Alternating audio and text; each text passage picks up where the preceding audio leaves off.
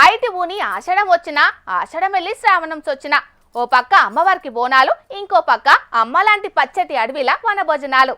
బోనాలు కొసాకరికి వచ్చినాయి గాని వనభోజనాలు ఇప్పుడిప్పుడే చాలానే. పల్లెటూర్ల పబ్లిక్ ఏమో అడవి బాట పడతాండ్రు, సిటీ పబ్లిక్ ఏమో పార్కుల బాట పడతాండ్రు. పచ్చటి చెట్ల నర్మ పొయ్యి ముట్టించి కూర బువ్వ వండుకొని తింటే ఆ మజానే వేరు. పాండ్రి మరి అట్లా పోయి వనభోజనాల సంబరాలు ఎట్లా సాగుతున్నాయో ఓ తాపు చూసేద్దాం. చూస్తారు గదా, టెంట్లు వర్షిండ్రు, కింద గ్రీన్ మ్యాట్ వేసిండ్రు, కుర్చీల భారతమాత ఫోటోను నిలబెట్టి దేశం చల్లగుండాలని మొక్కులు పెట్టిండ్రు. అటెంకా చెట్లు నాటుడు, నాటిన చెట్లకి పూజలు చేసుడు, అన్నప్రసాదాలు సమర్పించుడు. మా గొప్పగైందనుకో రాదుండ్రి మైబాద్ పట్నంలున్న జామండ్లపల్లి పార్కుల వనభోజనాల కార్యం. చెట్లలో కూసోని తెచ్చుకున్న కమ్మటి బువ్వలు కడుపు నిండా తినిపోవుడే గాదు, మహిళలంతా కలిసి 30 చెట్ల దాకా నాటిండ్రు. నాటిన చెట్లకి పూజలు చేసిండ్రు. తీరొక్క తీర్ల అన్నప్రసాదాలు నైవేద్యంగా పెట్టిండ్రు. ఇగాటెంకా మంచి మంచి భక్తి పాటలు పెట్టుకొని కోలాటాలాడిండ్రు అక్క చెల్లెన్లంతా కలిసి మహాసంబురంగా. ఇట్లా ఆటపాటలని ఒడిచినాక ఇక ఆఖరికి అందరకం కలిసి వనభోజనాలు ఆరగించిండ్రు. మైబాద్ మహిళా యోగా మందిర్ ఆధ్వర్యంలో నడిచింది ఈ కార్యం. ఇక ఎంత వనభోజనాల కార్యమైనా యోగా మందిర్ అంటే యోగాసనాలు లేకుండుంటారా? తోల్తా పొద్దుగాల సూర్య నమస్కారాలతోటే కార్యం షాల్ చేసిండ్రట. అట్లాంటి సూర్య నమస్కారాలతోటి ఈ యోగా కార్యక్రమం అనేది ప్రారంభమైనది. ఈరోజు గణపతి పూజ, వృక్ష పూజ కూడా జరిగినది. ఆ తర్వాత ఒక 30 చెట్లు కూడా నాటడం జరుగుతుంది ప్రతి ఒక్క మహిళతోటి. అలాగే శ్రీరామ అనే నామంతో ఇంటి దగ్గర నుంచే, బయట ఫుడ్ కాదు, ఇంటి దగ్గర నుంచే చక్కటి భోజనం తయారు చేసుకొని ప్రతి ఒక్కరు, ఒకరు సాంబారు, ఒకరు పప్పు, ఒకరు పులిహోర అని వృక్షాలకు నైవేద్యం పెట్టేసి ఆ ప్రసాదాన్ని అందరూ స్వీకరిస్తున్నారు. ఆనందంగా ఉంటూ మరి వర్షాలు కురిసి బాగా రైతన్నలకు మనము తోడుగా నిలవాలనేటటువంటి ఉద్దేశంతో మొక్కలను పెంచాలి అనేటటువంటి అవేర్నెస్ మరి మాతలందరికీ కల్పించాలనేటటువంటి ఉద్దేశంతో మరి ఈ కార్యక్రమాన్ని నిర్వహిస్తున్నాము. ఇన్నారు గదా అక్కలు చెప్పిన ముచ్చట్లు. వానలు దండిగా గురువాలే, రైతులకు మేలు జరగాలే అనే వనభోజనాలకి పోయినరట. మంచి ముచ్చటే. సూత్తా అంటే వీలై ఆషాఢ వనభోజనాలున్నట్టున్నాయి. ఇక రేపు మాపు శ్రావణం సొత్తడి. మా దండిగైతే వనభోజనాలు. కాని ఒక్క ముచ్చటొల్లా, వనభోజనాలకు పోన్రి గాని ప్లాస్టిక్ ప్లేట్లు, ప్లాస్టిక్ గిలాసులు, ప్లాస్టిక్ కవర్లతోటి వనాన్ని నాశనం చేయకుండ్రి. ఇంటున్నారోళ్ళ పబ్లిక్, జర ప్రకృతిని కాపాడుండ్రి, సరేనా? ఉస్మానియా యూనివర్సిటీ అంటే దేశమంతటా ఎంతో గొప్ప పేరున్నది. మాజీ ప్రధాని పివి నరసింహారావు అంతటి గొప్ప గొప్పలు కూడా ఓయూలో చదివిండ్రు. ఎన్నో ఉద్యమాలకు, ఉద్యమ నాయకులకు సుతాం ఓయూ పురిటిగడ్డ లాంటిది. అసంటి ఉస్మానియా యూనివర్సిటీలా కొంతమంది ఏం చేస్తున్నారో చూడుండ్రోలా. ఉస్మానియా యూనివర్సిటీ వార్త అని చెప్పి ఏదో మందుబాబులు సిట్టింగ్ వేసింది చూపిస్తున్నారేందని అనుకుంటున్నారా? వీళ్ళు సిట్టింగ్ వేసింది ఏ అడవిలనో లేకుంటే ఖాళీ ప్లేసులనో కాదు, ఉస్మానియా యూనివర్సిటీలనే. అట్లాని ఏదో ఒక కోటర్ కీసనో లేకుంటే బీర్ కీసనో తెచ్చుకొని తాగిపోయే బ్యాచ్ కాదు ఇది. మంచిగా బందవస్తుగా సిట్టింగ్ వేసిర్రు వీళ్ళంతా. కూకుండేందుకు కుర్చీలు ముంగట బల్లలేసుకొని మొగమోతవార్లు ముక్క తినుకుంటా సుక్కేసుకుంటా ఎంజాయ్ చేస్తుంటే అలా ఇంటోళ్ళు కూడా కింద గ్రీన్ మ్యాట్ వేసుకొని మంచిగా వన భోజనాలకు వచ్చినట్టే వచ్చి దావత్ చేసుకున్నారు. పిల్లలు చదువుకునే జాగల మందు తాగద్దనే సోయి కూడా లేకుండా మందు బాబులు మందేస్తున్న ముచ్చట తెలిసిన ఓయూ విద్యార్థులు అక్కడికి వచ్చి గిదేం పద్ధతి, గిట్లెందుకు తాగుతున్నారని గరానికి వస్తే వాళ్ళ మీదకే మర్రబడ్డారట. ఇక ఈ ముచ్చట పోలీసోళ్ళకి చెప్తే పోలీసోళ్ళు వచ్చినా వాళ్ళ విందు మాత్రం ఆపలేదు. మీదికెంచి పోలీసుల ముందే విద్యార్థుల మీద దౌర్జన్యం చేసే వరకు నిరసనగా ఓయూ ఆర్ట్స్ కాలేజ్ రోడ్డు మీద కూకుండి ధర్నా చేసిర్రు విద్యార్థులు. ఇక్కడ ఎంతో మంది వందల ప్రాణ త్యాగాల మీద ఏర్పడినటువంటి తెలంగాణ రాష్ట్రం కోసం సాధించిన అమరులు చనిపోయినటువంటి గడ్డ. ఈ గడ్డ మీద కనీస గౌరవం ఉండాలి. ఇక్కడ తాగవద్దు, మీ ఇండ్లలో తాగండి, మీ కుటుంబాలలో తాగండి, ఇది చదువుకుంటున్న కళాశాల, కనీస గౌరవం ఇవ్వండి అని చెప్పేసి అడగనికి వెళ్లిన మా విద్యార్థుల మీద, ప్రతి ఒక్కరి మీద ముక్కుమిడిగా తాగిన మత్తులో వాళ్ళందరూ వచ్చి కూడా నా పైన, ఇతర పైన ఇలా దాడి చేయడము, మమ్మల్ని కొట్టి మీరెవర్రా ఇక్కడ 100 ఏళ్ల నుంచి మేము ఉంటున్నాం, ఇది మాది యూనివర్సిటీ విద్యార్థులు కాదు, ఇక్కడ తాగుతాం, వ్యభిచారం చేస్తాం, స్మగ్లింగ్ చేస్తాం, గంజాయి వ్యాపారం చేస్తాం, మమ్మల్ని ఆపే దమ్ము మీకు ఎవరికి చెప్పేసి పోలీసుల సాక్షిగానే మా మీదకి దాడికి దిగడం. ఇది పిల్లలు చదువుకునే క్యాంపసేనా? అసలుకు బయటోళ్ళు వచ్చి క్యాంపస్ లోపల మందు తాగుతుంటే ఓయూ సెక్యూరిటీలు ఏ గుడ్డి గుర్రం పనులు తాగుతున్నట్టని కోపానికి వచ్చిర్రు. మరి కాదానుల్లా ఎంతో గొప్పగా పేరు పోయిన ఉస్మానియా యూనివర్సిటీని మందుబాబులు అడ్డాగా మార్చుకుంటున్నారంటే నిరంతరం నిఘా పెడుతున్నామని చెప్పే పోలీసులు ఏం చేస్తున్నట్టో వాళ్ళకే తెలవాలే గాని ఇక ఈ ముచ్చట ఇట్లుంటే గిది చూడుండ్రి. ఓష్ని అన్నాలం పాడుగాను ఏకంగా ఎస్ఐనే గల్లా పట్టుకొని మరి కొడుతున్నాడు కదా. అంటే ఇది ఎపాటో వేరే రాష్ట్రంలో ఇట్లా జరిగిందని అనుకునేరు. కాదు కాదు, మన హైదరాబాద్ లోనే జరిగింది. రామంతాపూర్ భరత్ నగర్ లా బోనాల పలహారం బండి ఊరేగింపు జరుగుతుంటే నడిమిట్లకు కారు వచ్చిందట. ఇదేందని పోలీసులు అడిగే వరకు దాంట్లో ఉన్నోళ్ళు పరారైనరట. ఇక కారును స్టేషన్ కు తీసుకుపోయిండ్రు పోలీసులు. ఈ ముచ్చట తెలిసి కారు ఓనర్ వచ్చి నా కారునే తీసుకుపోతారని అక్కడికి వచ్చిన ఎస్ఐ మధు కానిస్టేబుల్ మీద ఈ తీరుగా దాడి చేసిండు. తాగి రోడ్డు మీదకి వచ్చుడే తప్పు, మీదికించి డ్యూటీలు ఉన్న పోలీసుల మీద కూడా దాడి చేసిర్రంటే వీళ్లకు పోలీసు మర్యాదలు ఎంత చేసినా తక్కువనే అయితే అనబట్టిరు ఈ ముచ్చట తెలిసిన జనాలు. మరి లేకుంటే ఎందుల్లా ఇటువంటి తాగోతులను గట్టిగా అరుచుకుంటేనే ఇంకెవాళ్ళు పిచ్చి పిచ్చి పనులు చేయరు. అయినా బోనాలయాల్లో మందు దుకాణాలు బంద్ ఉంటాయని పోలీసు వాళ్ళు చెప్పారు గాని పట్నంలో చాలా జాగాల్లో మందు దుకాణాలు తెరిచే ఉంచిర్రు. మరి సర్కారే మందమ్మకాలు పెంచుకునేందుకు చూసి చూడనట్టు ఇడిచిపెట్టమని చెప్పిందో లేకుంటే అధికారులే పట్టి లేనట్టున్నారో వాళ్ళకే తెలవాలిగా. కానీ మందన్నలు తాగటానికి ఎక్కడ పడితే అక్కడ మందు దొరుకుతున్నది కదా అని అది ఎక్కడ తాగుతున్నాం ఏందనేది కూడా జర మనసులో పెట్టుకొని మెదలుండ్రి. ఏమంటున్నాం? చిన్నప్పుడు బడిలో చదువుకున్నప్పటి ముచ్చట. దొంగతనం చేస్తే పసుపు బియ్యం బుక్కితే దొంగవలో తేలిపోద్ది అనేటోళ్ళు మా దోస్తులు కొందరు. కాలం మారినట్టే గాని ఇప్పటి బడి పొలగాన్లు కూడా గదే ఫాలో అవుతాండ్రు. ఇగో గీడో కాడ బల్లె దొంగను పట్టుకునేటందుకు ఓ బుజ్జి ఎసంటి ఉపాయం చేసిందో, దాంతోటి ఎంత తిప్పలొచ్చి పడ్డదో మీరే చూడుండ్రి. బుజ్జి చెప్పురా అసలు ఏం జరిగిందో. అన్నం తిన్న తర్వాత మేము స్టడీ అవర్ కూర్చోబెట్టిన తర్వాత మేము ఏం చేసినాం, అది కూర్చున్నాక పసుపు బియ్యం వేపాకులు కలిపి మాకు పెట్టారు. తిన్న తర్వాత గిరిజ పెట్టినాక మాకు ఎట్లా అనిపించింది. అదన్నట్టు ముచ్చట. గిరిజ అనే తోటి ఉద్యోగమే అందరు అన్నం తిన్నాక పసుపు బియ్యం యాపాకు కలిపి తినిపించిందట. అయితే ఇంకా ఏమైందంటే గోళీలు ఇచ్చింది. మరి అసలు అట్లా పసుపు బియ్యం ఎందుకు బుక్ ఇచ్చినట్రా బుజ్జి అని అడిగితే డబ్బులు పోయినాయి. అగో అది అసలు సంగతి. పైసలు వేయినాయట.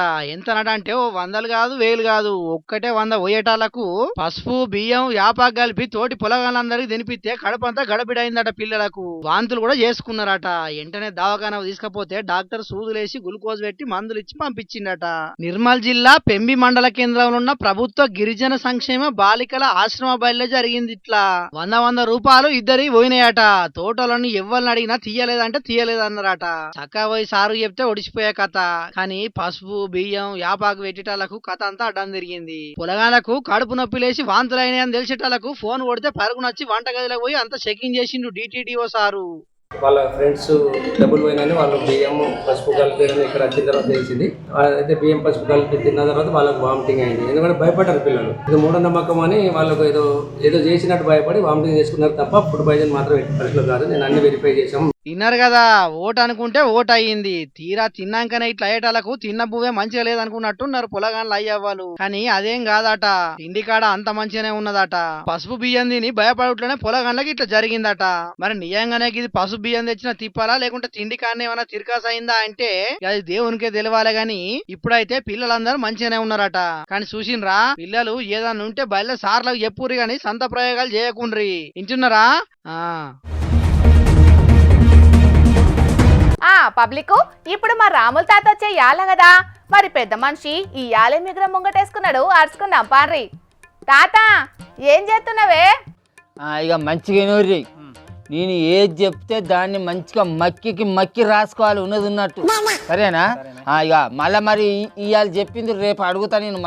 నేను ఏం చెప్పినో రేపు మంచిగా అప్పచెప్పాలి. లేకుంటే మరి మక్కులు సాప్ అయితే కొడుకులారా ఇంటాలా. ఇక రాసుకోరి. మేరే నామ్ రాములే హే రారి మేరే నామ్ రాములు అంటే నా పేరు రాములు కాబట్టి రాములు అని చెప్పిన. నీ పేరు ఏంటిది? గలీజ్ అని రాసుకొని నీ పేరు లస్కులు అని రాసుకోరా. ఏది చెప్తే రాస్తారా? ఎవరి పేరు వాళ్ళు రాసుకోవాలి. రాసుకోరు మంచిగా. ఇట్లా కోడి గెలుతాను ఏంద్రా గిత మంచిగా గుండారకంగా రాయి. ఈయనకొచ్చి ఈకంతా అని మందికి హిందీ భాష నేర్పుతున్నాడు పెద్ద మనిషి. ఓ తాత, నీకు రాని భాషను వాళ్ళకి నేర్పుడు అవసరమానే? మాకు అవసరమా లేదా అనేది మా సంగతి ఏందో మేము చూసుకుంటాం. కానీ ఇంతకు నీకు వింది భాష వచ్చా అని అలకదక్కుదానా? పోను నిన్న ఆ వార్తలు కూడా వింది భాషలనే చదువుమని అంటారు కావచ్చు.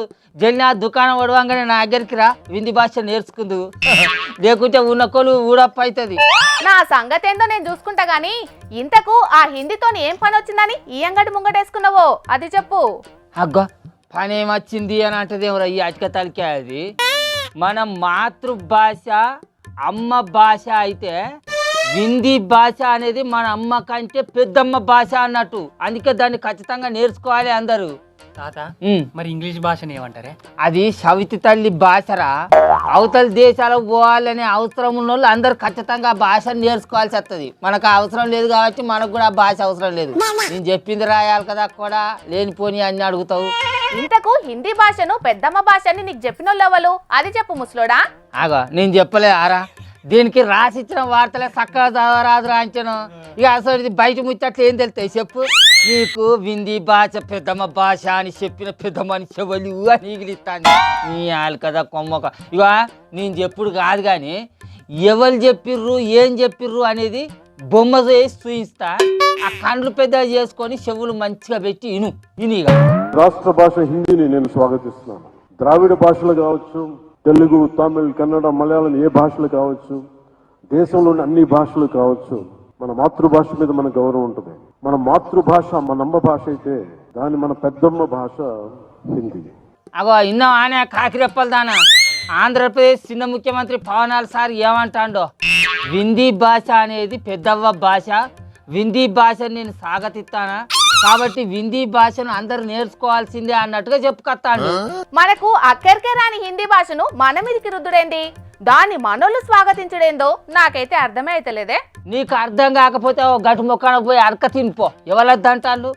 ఇప్పుడు పవనాల్ సార్కు కాషాయం బూనింది, సెంట్రల్లో పువ్వుపాటి సర్కారు ఏది చెప్తే గదే కరెస్ట్ అంటాడు. అందుకే 100కు 100% హిందీ భాషను రాష్ట్రంలో స్వాగతిస్తామని అంటాడు. ఆయనే కాదు, ముఖ్యమంత్రి చంద్రాల సారును వాళ్ళ కొడుకు లోకేశం బాబు కూడా గట్టినే చెప్తాడు. మరి దాన్ని ఎవరద్దంటారు చెప్పు. నేర్చుకోవాల్సిందే, నేర్చుకో. రాయి ఏమైందిరా, అది ఏంటిది బొమ్మలు గీసినవేంద్రా, ఇదేంద్రా కుక్కని గీసినవేంద్రా. సెంట్రల్ సర్కార్ ప్రవేశపెట్టిన నేషనల్ ఎడ్యుకేషన్ పాలసీ చెయ్యబట్టి దేశంలో ఉన్న చాలా రాష్ట్రాలు దీని మీద ఫైట్ చేస్తున్నాయి కాదే. అసంటప్పుడు మన కాడ కూడా హిందీ భాషను జనాలు ఎట్లా ఒప్పుకుంటారంటావు? ఒప్పుకుంటారు అని అంటే అప్పట్లో హిందీ భాషను వద్దన్నోళ్ళను ఇప్పుడు సెంట్రల్ సర్కారు ఎత్తనన్న చేసి ఒప్పిస్తుంది. అంటే మనం కూడా దిక్కులు చూడకుండా చక్కగా తలకి దించుకొని హిందీ భాష నేర్చుకోవాలి. సర్కార్ పెద్దలు ఎప్పుడెట్లా ఆలోచిస్తారో తెలియదు గాని జనాలకు అక్కడికొచ్చే పనులని పక్కకు పెట్టి ఈ భాషల మీద యుద్ధాలేందో ఏమోపో. చిత్తశుద్ధి ఉన్న సర్కార్లే అయితే జనాలకు అక్కడికొచ్చే ఉచిత విద్య, వైద్యం, నిరుద్యోగులకు ఉపాధి కల్పించినట్లే ఉంటే దేశం బాగుపడుతుంది, జనాలు కూడా బాగుపడతారు. కానీ మన నాయకులు అవి పక్కకు పెట్టి అన్ని పనులు చేస్తూ అంటారు. అందుకే మన దేశం ఎప్పటికీ అభివృద్ధి చెందుతూనే ఉంటుంది. చెందుతున్న దేశంగానే చరిత్రలు నిలిచిపోతుంది, కానీ చెందిన దేశం అయితే ఎన్నటికీ కాదు. ఏది మరి నీ అభివృద్ధి? అవి ఓట్ల నాటికి అక్కడికొచ్చే మాటలే తాత, వాటిని సాధ్యం చేసుడు మన నాయకుల వల్ల కాదే. మరి మన కాడి రాజకీయ వ్యవస్థనే అట్లున్నది మనవరాల, ఏం చేస్తాం. ఇప్పుడు ఉచిత విద్య అంటావా, పెద్ద పెద్ద కార్పొరేట్ విద్యా సంస్థలన్నీ కూడా చట్టాలు చేసే మన రాజకీయ నాయకుల చేతుల కిందనే ఉంటాయి. ఇక ఉచిత విద్య సాధ్యం కాదు. అట్లనే బడా బడా కార్పొరేట్ దవాఖానలన్నీ కూడా మనల్ని పాలించే నాయకుల చేతుల్లోనే ఉంటాయి. కాబట్టి ఉచిత వైద్యం కూడా సాధ్యం కాదు. ఇక ఉపాధి అంటావా, జనాలందరికీ ఉపాధిని కల్పించేది ఉంటే ఈ నాయకుల చుట్టూరు గంగ తిరిగేటువంటి జనాలు కరువవుతారు.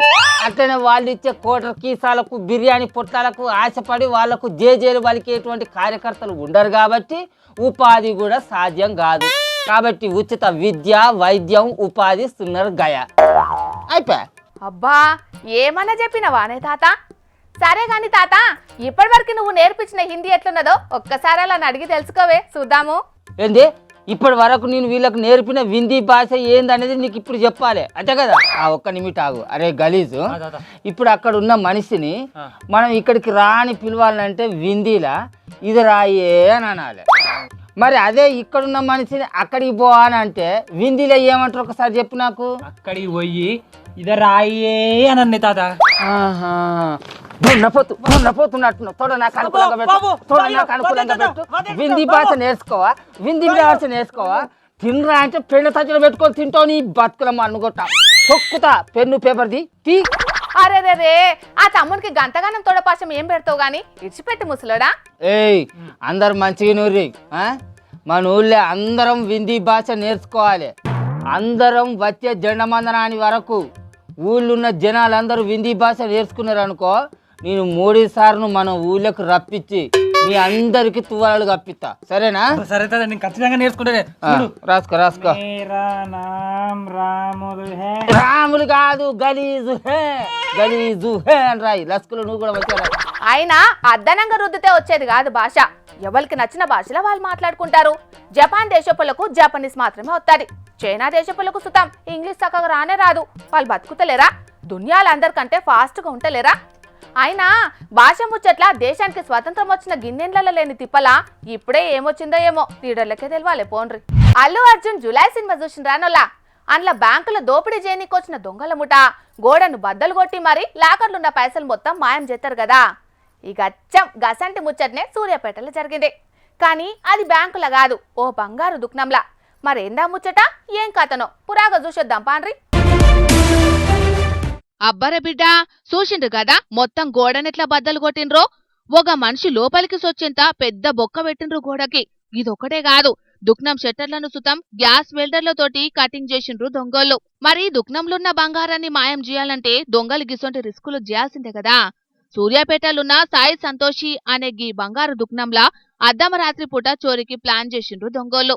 ఇక బాత్రూం గోడకెంచి లోపలికి ఓవచ్చనే పక్కా ప్లాన్ తోని చోరీ చేసిండ్రంటే గీదేదో అండ్లున్నోళ్ళ పనితనమేనన్నా కావాలే, లేకపోతే దొంగలకు అండ్ల పనిచేసేటోళ్లే ఏదన్నా ఉప్పందించన్నా ఉండాలే. ఇక రాత్రిపూట దుక్నాలకి తాళలేసుకుని పోయినాక వచ్చిన దొంగల ముఠ అండ్లున్న బంగారాన్ని మొత్తం లూటీ చేసిండ్రట. గిట్లా దోపిడికొచ్చిన దొంగలు మొత్తం జులై సినిమానే రిపీట్ చేసిండ్రనుకోరాదురి. ముందుగాల్నే ఎవరికి అనుమానం రాకుండా అండ్లున్న సీసీ కెమెరాల వైర్లను మొత్తం కత్తరించిండట. అటెంకాల అనుకున్నట్టే గోడను బద్దలు కొట్టుకొని లోపలికి పోయినాక గ్యాస్ కట్టర్లతోని లాకర్లను ఓపెన్ చేసి అండ్లున్న 18 కోట్ల విలువైన 18 కిలోల బంగారాన్ని మొత్తం మాయం చేసిండట. ఇగో చూసిండ్రు కదా, గ్యాస్ మొద్దులను ఈయన్నే ఇడిచిపెట్టి పోయిండ్రంటే చోరీకెంత పెద్ద స్కెచ్ చేసిండ్రో దీన్ని బట్టే అర్థమైతున్నది. ఇక పాపం తెల్లారి దుక్నపోళ్ళొచ్చి చూసే వరకు దోపిడి ముచ్చట బయటపడ్డది. మొత్తం 18 కోట్ల విలువైన బంగారం కండ్లు మూసి దర్శంతల్నే మాయం చేసిండ్రని మస్తుగా కండ్లెంబటి నీళ్లు తీసుకున్నారు. ఇక ఈ ముచ్చట మీద పోలీసులకు కంప్లైంట్ చేసే వరకు ఆలొచ్చి కేసు బుకింగ్ చేసుకుని దొంగలను పట్టుకునే పనిలబడ్డారు. చూడాల మరి గీ చోరీ చేసిన దొంగలను పోలీసులు పట్టుకొని బంగారాన్ని రికవరీ చేస్తారో లేదో గాని. చూసింది కదా పబ్లిక్ దొంగలెట్లా రెచ్చిపోతున్నారో. ఎంత రిస్క్ అయినా మంచిదే గాని పెద్ద పెద్ద దుకాణాలను టార్గెట్ చేసి మరి అందులున్న సొమ్ముల్ని మాయం చేస్తున్నారు గిట్లా. ఆయన దుకాణాలల్లా కోట్ల విలువైన సొమ్ములు పెట్టుకున్నప్పుడు ఎవలన్నా సెక్యూరిటీలను పెట్టుకోవాలి కదా. అటెంకాల పోయినాక బాధపడితే ఏముంటదని అనబట్టిండ్రు కొందరు గిది చూసినోళ్ళు. ఆయన ఏదో మారుమూల పల్లెటూర్లంటే ఏమో అనుకోవచ్చు గాని పట్నాలల్లా సుతం దొంగలు గీతిరిగా రెచ్చిపోతున్నారంటే వాళ్ళను కంట్రోల్ చేసే పోలీసులు చక్కగా పనిచేత్తలేరన్నట్టే లెక్క. మరి అర్ధమరాత్రులు రోడ్ల మీద పెట్రోలింగ్ పోలీసులు ఏం చేస్తున్నారో అని గరమైతున్నారు గీ ముచ్చట ఎరికైనా చాలా మంది పబ్లిక్.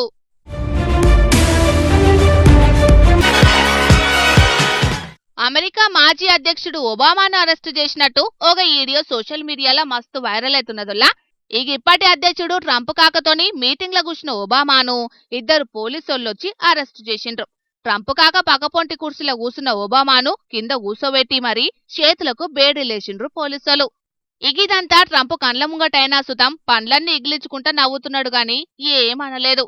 అటెంకాల అరెస్టు చేసిన ఒబామాకు ఖైదీ దిరేసేసి జైల్లేసిండ్రు పోలీసులు. అమెరికాల చట్టం ముందు అందరూ సమానమే, చట్టం కంటే ఎవరు ఎక్కువ కాదని క్యాప్షన్ వెత్తుకొని మరీ గీ వీడియోను ట్రంప్ కాక పోస్టు చేసిండు. అది వరకు అమెరికా అధ్యక్ష పదవి మీద ఒబామా కుట్ర చేసినట్టు గప్పట్ల ముచ్చట్లు బగ్గనే వినబడే వరకు గిట్ల ఏఐతోని చేసిన వీడియోను ట్రంప్ కాక సోషల్ మీడియాలో పెట్టుకొని గాయన మీద పగను గిట్ల తీసుకుంటున్నాడన్నట్టు. ఇక ఈ ముచ్చట మీద అటు ట్రంప్ కాక మీద బగ్గనే ఫైర్ అవుతున్నారు ఆడున్న జనాలు కొందరు. బాధ్యత గల పదవిలుండుకుంటా ఒక మాజీ అధ్యక్షుని మీద వీడియోలు చేసుకుంటా సంబరపడుతున్నారని గరమైతున్నారు చాలా మందికి ఈ వీడియో చూసిన పబ్లిక్. ఆయన ట్రంప్ కాక బుద్ధెవలికి తెలియదు, పక్కపొంటున్నల్లా బాధలు కూడా సంబరాన్ని ఎత్తుకున్న తోడే కదా ట్రంప్ అంటే అని అనబట్టిండ్రు ఈ ముచ్చట ఎరికైనా పబ్లిక్ కొందరు.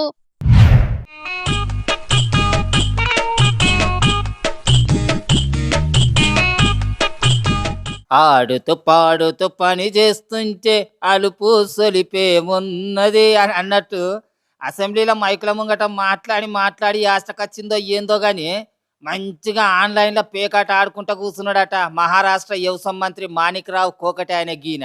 ఇదంతా ఆడున్న ఎన్సీపీ లీడర్ లెవెల్లో వీడియో తీసి సోషల్ మీడియాలో పెట్టే వరకు మస్తుగా వైరల్ అవుతున్నది ఇది. ఇక రైతుల తిప్పలను గాలికిడ్చి పెట్టి ఆటలాడుకోనీకి అసెంబ్లీకి వచ్చినట్టున్నాడు మంత్రి. ఒక పక్క అసెంబ్లీ నడుతుంటే గిత్తనేనా చేసేది? అసలు పబ్లిక్ సమస్యల గురించి మాట్లాడకుండా ఉత్తిగానే అసెంబ్లీలో టైంపాస్ చేసిపోతున్నారు కొందరు లీడర్లు అని అటు సర్కారు వాళ్ళ మీద ప్రతిపక్ష పనులు బగ్గనే గరం అవుతుంటే ఇటు మంత్రి సార్ ఏమో నేను అసలు పేకాటే ఆడలేదు, పేకాట అంటేనే నాకు తెలియదు, ఫోన్ లేదో యాడ్ వచ్చినట్టున్నది అని క్లోజ్ చేసినందుకు ఫోను ఓపెన్ చేసిన గంతే అని అంటున్నాడట. ఇక వీడియోలో చూస్తేనేమో ఆట ఆడినట్టే కొడుతున్నది. కానీ మంత్రి సార్ ఏమో కొత్త రాగం ఎత్తుకున్నాడు, మంచిగానే ఉన్నది. కానీ నడవ కార్యకర్తలకు వచ్చింది కదా పెద్ద తంట. ఇప్పటికే ఈ ముచ్చట మీద అటు ప్రతిపక్ష పనులు ఇటు అధికార పక్ష పనుల నడవ లొల్లి పంచాదులు బగ్గనే అయినాయట. ఆఖరికి కార్యకర్తలు కూడా కొట్టుకున్నారట. అయినా దొంగతనం చేసేటోడు ఎవరన్నా నేనే దొంగనని చెప్పుకుంటాడా? దొరికినాక తప్పించుకునేటందుకు 1,00,000 కారణాలు ఎంకలాడుకుంటాడు. ఈ మంత్రి సార్ ముచ్చట కూడా గట్లనే ఉన్నట్టున్నది పొర్రి అని అడవచ్చురు కొందరు ఈ ముచ్చటకైనా పబ్లిక్.